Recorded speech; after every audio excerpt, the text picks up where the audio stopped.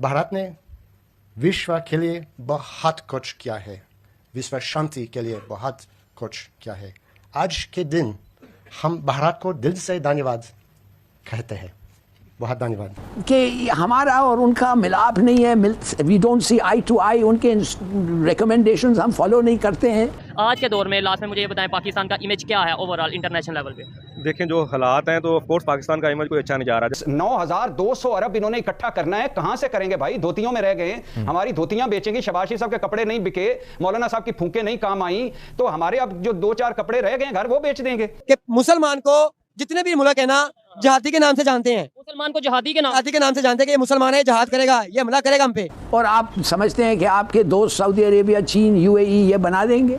तो मैं I am sorry, I just don't understand. साहब थे जो आईएमएफ को आई कैन हैंडल आईएमएफ और फिर डोंट केयर आईएमएफ पे आ गए। जंगल का कानून है जनाब, यहाँ पर आप किस इंसाफ की बात कर रहे हैं? और पाकिस्तान बना दो, पाकिस्तान बना दो, भारत के टुकड़े करके पाकिस्तान बना दिया, अब अपने ही मुल्क में नहीं कुछ सारे बाहर भाग रहे हैं, तो ये फिर किसके लिए बनाया था? खाना जंगी के लिए बनाया था, टेररिस्ट के ठिकानों के लिए बनाया था। जब एक गवर्नमेंट इस हालात में है जो हमारे हालत में है, हम जिस हालत में हैं और हमें कर्ज चाहिए होगा। Hello friends, welcome to my channel for the reaction video on Pakistan. तो इस वीडियो में हम लोग क्या डिस्कस करेंगे? देखिए, इस वीडियो में हम लोग डिस्कस करेंगे कि पाकिस्तान का जो इकोनॉमिक कंडीशन, इसके ऊपर थोड़ा बहुत डिस्कस करेंगे। बट बिफोर दैट मैं आपको बोल रहा हूँ कि यूएन का जो president of coordinator to India है ना, उन्होंने इंडिया को प्रेज किया है। उन्होंने इंडिया का जो भी काम है उसको बहुत अच्छे से सराहा है। मैं उसका जो वीडियो है मैं यहाँ पे ऐड कर दूंगा। और उसके बाद देखिए, सोशल मीडिया में ना पाकिस्तान में ये चलता है कि इंडिया को प्रेज करो, प्रेज करो, प्रेज करो, बट इन रियलिटी पाकिस्तान का जो सोसाइटी है वो पूरा सड़ चुका है। वहां पे वही रेप नॉर्मल है, terrorism normal, in the name of religion उनको बार बार जिहाद बोला जाता है। इसके बाद किलिंग टू माइनॉरिटी, वो हिंदू हो सकता है, क्रिश्चियन हो सकता है, जैन हो सकता है, बौद्ध है। उसके बाद सब लोगों को पता है कि आईएमएफ के बिना आपको कोई पैसा नहीं देगा, ना सऊदी अरेबिया देगा, ना चाइना देगा। अब ये लोग आईएमएफ से तो पैसा ला नहीं पा रहे, तो इसके वजह से ये पीपीपी वाले पीटीआई को गाली दे रहा है, पीटीआई वाले पीपी को गाली दे रहा है। मतलब इमरान खान का जो पार्टी का लोग है वो शहबाज शरीफ के पार्टी के लोगों को गाली देते हैं और बिलाल भुट्टो को गाली देता है। और मान लीजिए बिलाल भुट्टो और ये जो शहबाज शरीफ है ये मिलके पीटीआई को गाली देता है, क्योंकि हर कोई अपने ऊपर ब्लेम लेना नहीं चाहता है। अब आ जाते हैं आगे की चर्चा हम सुन लेते हैं। करनी हो ना तो जितने इधर सारे लोग बैठे हैं ना, हर एक का एक अलग पॉइंट होगा और वैलिड पॉइंट होगा, ठीक है। हमें इस क्रिटिसिज्म से और इस पॉलिटिकल अनस्टेबिलिटी से, और क्योंकि सोल्यूशन तो आपने ढूंढना है। अगर आपने सर्वाइवल, ये कहते रहेंगे कि भाई वो पॉलिटिकल स्टेबिलिटी आएगी तो ही हम कुछ करेंगे, पॉलिटिकल स्टेबिलिटी आएगी तो ही पाकिस्तान आगे बढ़ेगा। भाई मैं पाकिस्तान के लिए क्या कर रहा हूँ, आप क्या कर रहे हैं, आप क्या कर रहे हैं, ये भी सोचने की जरूरत है। एग्जैक्टली। तो मेरे ख्याल से ना अब जितना आपने इस पूरे एक पिछले 1 साल में आपने जितना भी मामला सारे देखे हैं, ठीक है, उसके अंदर हमें एज अ टीचर हम बड़ी शर्म महसूस करते हैं कि हम एक ऐसी सोसाइटी में रह रहे हैं कि जिधर लोग एक अच्छी चीज को अडॉप्ट करने को तैयार ही नहीं और खास तौर पे अगर इंडिया से अडॉप्ट करना हो कोई भी, मतलब देखें इंडिया से इसलिए अडॉप्ट करने की जरूरत है, उनकी सिचुएशन हमारे जैसी रही है, पूरी दुनिया को पता है। हमारे जैसी अभी सिचुएशन ऐसी ना भी हो, लेकिन बुरी कंडीशन रही है। आज वो इकॉनमी बन गए हैं, मजबूत इकॉनमी बन गए, इंडस्ट्री उनकी ग्रो कर रही है। हम क्यों नहीं सीख लेते? हम क्यों ये कह देते हैं इंडिया का ना ही नहीं लेना? बिल्कुल आपकी बात ठीक है। इससे ना मुझे एक बात याद आ गई।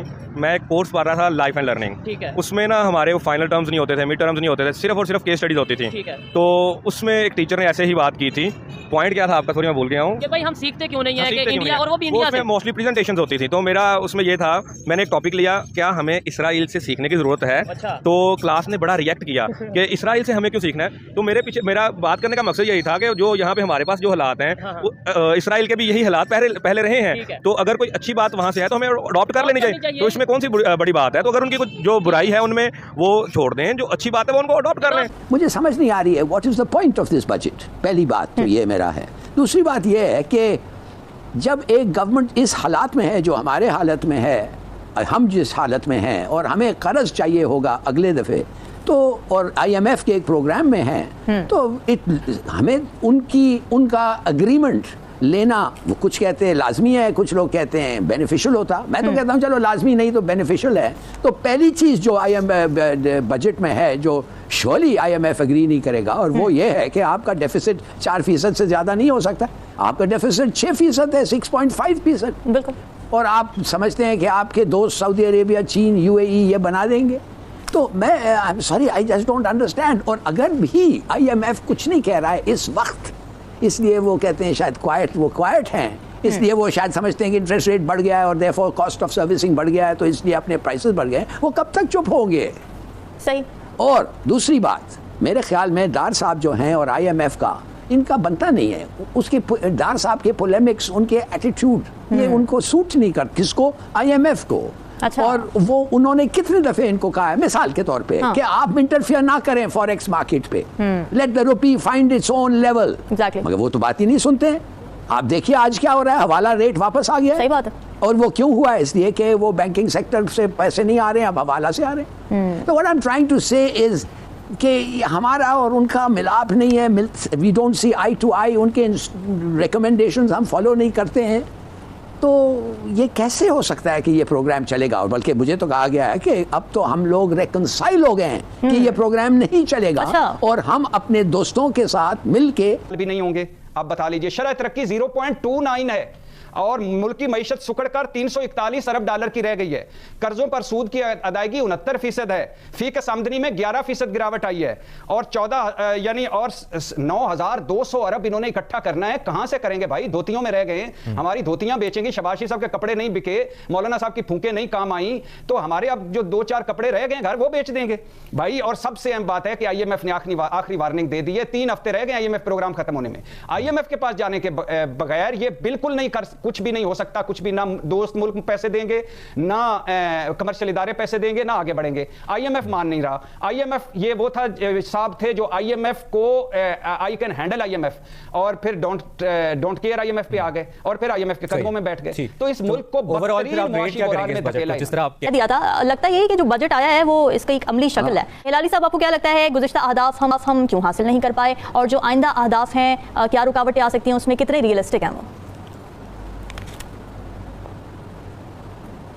देखिए, पहली चीज़ है कि प्रोजेक्शन और हर फाइनेंस मिनिस्टर का और डेवलपिंग कंट्री में इरादा एक होना चाहिए कि जो गरीब तबका है उनको ऊपर लाएं। This should be the main goal. अच्छा, गरीब तबके के लिए इसने क्या किया दार ने? 12.5% बिस्ट को, इट्स नथिंग, कुछ नहीं है। 12.5% बड़े लेवल पर इस्तेमाल किया जा रहा है। ऑयल प्रोड्यूसिंग कंट्रीज ये तो जानती हैं कि कच्चा तेल कैसे निकालना है, लेकिन इसको रिफाइन करने के लिए मशीनरी की जरूरत होती है और इंडिया इस मशीनरी को बनाने में महारत रखता है। एक रिपोर्ट के मुताबिक 70 मुल्कों ने ऑयल रिफाइनरीज के लिए इंडिया से राब्ता किया है। इसी मुद्दे पर आज हम बात करेंगे पाकिस्तान की आवाम से। सर, इस वक्त ज्यादातर ममालिक जो हैं वो made in India oil refining machinery use कर रहे हैं। क्या कहेंगे, आज तक हम रशिया से सस्ता तेल नहीं खरीद पाए? हम यही बात कर रहे हैं, रशिया से डील हो रही है और ये लटकती जा रही है, लेकिन इंडिया जो है वो made in India oil refining machineries ना सिर्फ बना रहा है बल्कि इनके यूनिट्स दूसरे ममालिक में लगवा भी रहा है। इंडिया का बेसिकली ये है कि इन्होंने 90s के बाद जो इकोनॉमी को डाइवर्सिफाई किया और प्राइवेटाइजेशन स्टार्ट की, उससे उनको बेनिफिट ये हुआ कि प्राइवेट इकोनॉमी की वजह से उनकी इकोनॉमी एक दफ़ा बूम की। हमारे यहाँ पे अनफॉर्चुनेटली ये हुआ कि हमारी स्टार्ट से ही जो है वो डेट बेस्ड इकोनॉमी है। कायदे आज़म से ही जो है वो जब भी स्टार्ट लिया तो हमने पहले से ही अमेरिका से एड लेना स्टार्ट कर दी। अमेरिका ने अपने पर्सनल वेस्टेड इंटरेस्ट के लिए हमें एक्सप्लॉइट किया। अब जो बात आपकी है, पाकिस्तान और इंडिया में जो बेसिक डिफरेंस वो ये है कि हमने अपने आप को ओवरली डिपेंडेंट रखा है दूसरी स्टेट्स के ऊपर। इनिशियली तो हम लोग उसमें थ्राइव किए, दैट वाज बिकॉज के उस वक्त हमें वहाँ से एड आ रही थी अमेरिका से, ठीक है। तो इस वजह से हमारी जो शुरू से एवोल्यूशन है, जो हमारी थिंकिंग कैपेसिटी है, वो एक्चुअली इवॉल्व ही नहीं हो सकी। अब जो इंडिया को जब हम देखते हैं तो इंडिया ने इनिशियली सर्वाइव किया है, हमने इनिशियली थ्राइव किया, लेकिन उन्होंने सर्वाइव किया, लेकिन उनका वो सर्वाइवल जो है वो लॉन्गर रन में उनके लिए बड़ा बेनिफिशियल हुआ।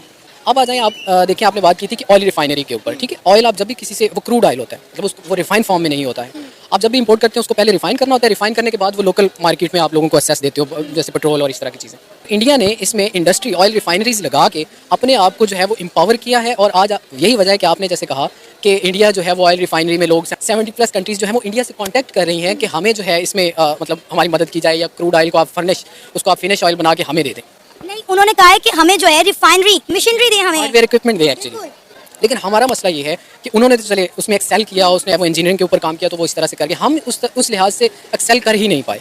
तो हमें इन चीज़ों को प्राइवेटाइज करना होगा। अगर आप ऑयल रिफाइनरी के सेटअप को भी प्राइवेटाइज करते हैं, सर हम ये कर्जे लेने वाले एम से बाहर निकले तो कुछ करें ना। हमारा तो मोटिव ये होता है कि हमने IMF से 1 अरब का कर्जा लेना है। भाई, खबर ये आ रही है कि इंडिया ने पूरी दुनिया को बीट कर दिया है डिजिटल पेमेंट्स में। इंडिया ने टॉप किया है world ranking in digital payments, 89.5 million digital transactions in the country. ये पूरे साल का जो डेटा सामने आया है उससे ये पता चला है कि पूरी दुनिया को बीट कर दिया है डिजिटल पेमेंट्स में, जिसमें चाइना भी है और भी तमाम कंट्रीज़ हैं दुनिया के। इंडिया के बाद दूसरे नंबर पर जो कंट्री है वो है ब्राज़ील, और उसने 29 मिलियन डिजिटल ट्रांजैक्शंस की हैं। अब देखिए आप 29 मिलियन और 89.5 मिलियन में बहुत फ़र्क है, यानी जो सेकंड नंबर पर आने वाला कंट्री है वो भी इतना पीछे है। फिर उसके बाद आता है थर्ड नंबर पर चाइना, और चाइना की डिजिटल ट्रांजैक्शंस बन रही हैं 17.6 मिलियन डिजिटल ट्रांजैक्शंस। तो अगर आप पूरी दुनिया का 4 कंट्रीज़ की डिजिटल ट्रांजैक्शंस को कंबाइन कर लें तो आपको पता चलता है कि वो एक कंट्री की बनती है जिसने सबको बीट कर दिया है। तो 4 मुल्कों की टोटल मिलाकर एक मुल्क की बन रही है। अब ये क्यों इतना इंपॉर्टेंट है? जो कैशलेस इकॉनमी है दुनिया उसी की तरफ बढ़ रही है बहुत तेज़ी से। अच्छा, डिजिटल पेमेंट्स का बहुत सारे बेनिफिट्स हैं, लेकिन इसमें एक बड़ा बेनिफिट ये होता है कि जो आपके टैक्स सिस्टम भी बेहतर होता जाता है। तो मेरा ख्याल है कि हमारे मुल्क के लिए तो फिर ये बहुत ही ज़रूरी है। तो जैसे जैसे ये डिजिटल पेमेंट्स बढ़ रही हैं तो इसका एक फ़ायदा ये भी होता है कि आपके कंट्री में टैक्स सिस्टम भी बेहतर होता जाता है। लोग ज़्यादा से ज़्यादा टैक्स के अंदर आते जाते हैं अपने पे करने के लिए। देखें, कोई भी कंट्री जब इसमें ऊपर, अच्छा, इससे हमें ये भी पता चलता है कि अगर India top of the world है रैंकिंग में इसमें, तो इसका मतलब ये हुआ कि सबसे